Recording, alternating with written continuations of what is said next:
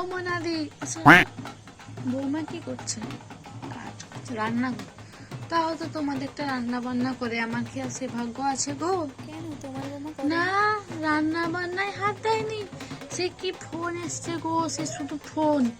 সে ফোনটাই জীবনে কাল হলো গো। আর বলোনি, সেদিনকে ছোট নাতির জন্মদিন ছিল গো। আর সে কি খাবার দাবার হয়েছে একটু ভালো মন্দ, সে সব নেটে ছেড়ে দিচ্ছে। তো পাড়ার লোকজন দেখলে আমাকে কি বলবে যে ডাকলেন, আমি কি জবাব দেব? সেই সব তো বাদ দাও গো। একটা তুই বউ মানুষ, তুই সবসময় কি বন্ধু বান্ধবী করবি? সবসময় ফোনটা এমনি এমনি এমনি এমনি না গেলে কি ভালো জিনিস? আমাদেরও বন্ধু বান্ধবী ছিল, বিয়ের পর কি এত বন্ধু বান্ধবী গো? কিসের এত বন্ধু বান্ধবী? আর বাপের ঘরকে ফোন করলে সে ফোন আর তো নামেনি কান থেকে গো, সে ফোন নামেনি, সে এরকমই রয়ে যায় ফোনটা। হ্যাঁ দেখো, সেদিন আবার কি ছবি ফোন করছে, সে দেখছি ছবি দেখা যাচ্ছে ফোনে।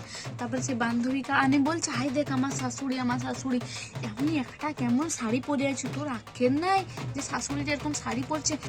আর তারপরে দেখো সেদিনে এমন ফোন দেখছে, সে ফোন দেখতে দেখতে 6-7খানা রুটি পড়ে গেছে।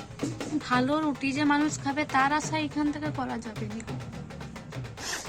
সারাক্ষণ রাত 2টা অবধি ফোন দেখে বেলা কটায় উঠে জানো তুমি?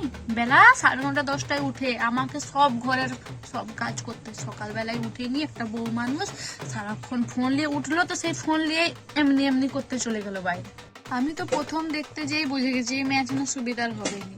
সে দেখতে গেছি, সে সবাইকে প্রণাম করছে, তাও হাতে ফোন নিয়ে।